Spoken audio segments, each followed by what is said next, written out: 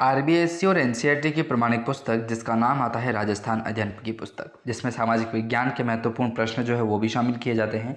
यह पुस्तक जो है दोस्तों प्रमाणिक होती है। कुल मिलाकर के यहाँ पर कक्षा 6 से जो कक्षा 12 की पुस्तकें आती है वो इसी के अंतर्गत आती है। और एनसीईआरटी और आरबीएससी की बेस्ट पुस्तकें हैं, तो मान के चलिए प्रतियोगी परीक्षाओं के लिए तो रामबाण साबित होगी ही होगी। उसके साथ साथ आप बात करोगे कोई सा भी प्रतियोगी परीक्षाएं हो, चाहे आपकी चतुर्थ श्रेणी से लगा करके यदि आप आरएस की भी तैयारी कर रहे हैं, तो प्रश्न आपके जीके से संबंधित जो है वो यहीं से बनने वाले हैं। ठीक है, आपका भूगोल हो, चाहे कुल मिलाकर के आपका भारत और राजस्थान दोनों के संदर्भ में प्रश्न पूछे जाते हैं। घुमा फिरा करके आपको राजस्थान के संदर्भ में पूछे जाते हैं, यहीं पर घुमा फिरा करके आपको भारत के संदर्भ में भी प्रश्न जो है वो पूछे जाते हैं। प्रश्नों का लेवल बहुत डेवलप हो चुका है। अब जो भी प्रतियोगी परीक्षाओं की तैयारी कर रहे हैं उनके लिए काफ़ी चुनौतीपूर्वक काम है। तो इन प्रश्नों को हमने बेस लेवल से शुरू किया है ताकि आपका एक भी प्रश्न जो है वो बाहर नहीं जाने वाला है। तो प्रश्नों की ओर हम शुरू करते हैं और महत्वपूर्ण प्रश्नों को जानने का प्रयास करते हैं किस प्रकार के प्रश्न जो हैं वो एग्जाम में पूछे जाते हैं। चलिए, हम बात कर रहे थे कक्षा 10 की पुस्तक के बारे में जो राजस्थान अध्ययन और सामाजिक विज्ञान पुस्तक से संबंधित थी, जिसमें अपना पहला अध्याय आता है स्वर्णिम भारत, जिसमें बात करेंगे हम प्रारंभ से लगा करके 1206 ईसा पूर्व तक। ठीक है, हाँ, मतलब 6 ईसा पूर्व तक नहीं, 6 ईस्वी तक, मतलब 1206 ईस्वी जो है दोस्तों उसके बारे में बात करेंगे, स्वर्णिम भारत के बारे में। और भारत के अंदर ही अपना राजस्थान आता है, तो वहाँ पर वो जो जीके है अपना वो भी कंप्लीट होने वाला है। तो चलिए शुरू करते हैं। और 10 महत्वपूर्ण प्रश्नों के बारे में हमने बात की थी इससे पहले वाले वीडियो में।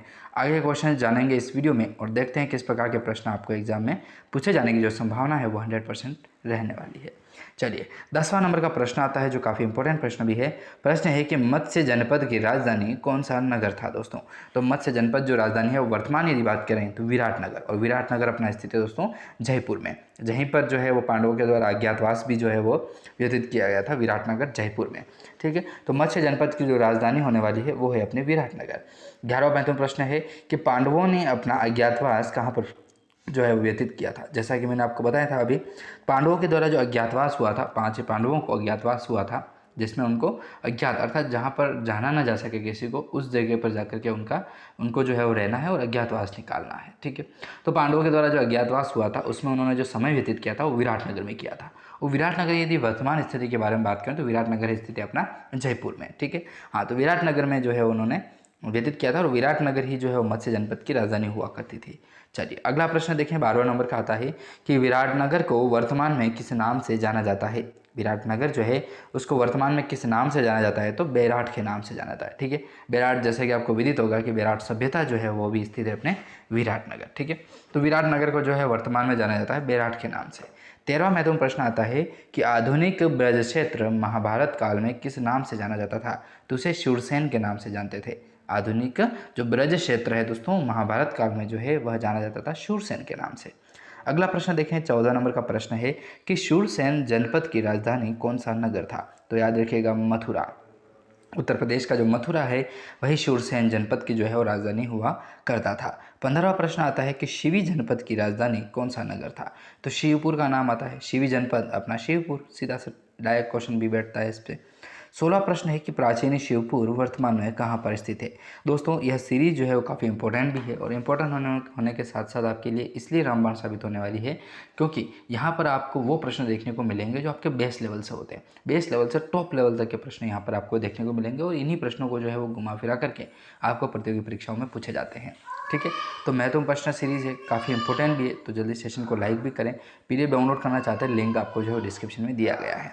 चलिए, हाँ, तो प्रश्न था अपना कि प्राचीन शिवपुर जो है वर्तमान में कहाँ पर स्थित है, तो शोरकोट में स्थित है और शोरकोट है अपना पाकिस्तान में। ठीक है, शोरकोट जो पाकिस्तान है वहीं पर प्राचीन शिवपुर जो है वर्तमान स्थिति रखता है, शोरकोट, और वो स्थित है पाकिस्तान में। हाँ, शिवपुर मतलब उसी को शिवपुर था, मुसलमानों ने उसका शोरकोट नाम कर दिया और वो स्थित है अपने पाकिस्तान में। अपना ही पाकिस्तान है, थोड़े दिन बाद हो ही जाएगा अखंड भारत। 17वां प्रश्न है कि शिवी जाति के लोग कालांतर में कहाँ पर निवास करने लगे थे, तो वो करने लगे थे दोस्तों मेवाड़ में। ठीक है, शिवी जाति के जो लोग हैं वो कालांतर में निवास करते हैं, मेवाड़ में करते हैं। 18वां प्रश्न देखें तो प्रश्न है अपना कि राजस्थान में शिवी जनपद की राजधानी कौन सा नगर था, तो नाम आता है दोस्तों नगरी का, और नगरी है अपना चित्तौड़गढ़। नगरी सभ्यता चित्तौड़गढ़ में स्थित है, जो काफ़ी इंपॉर्टेंट भी अपना पहलू रखती है।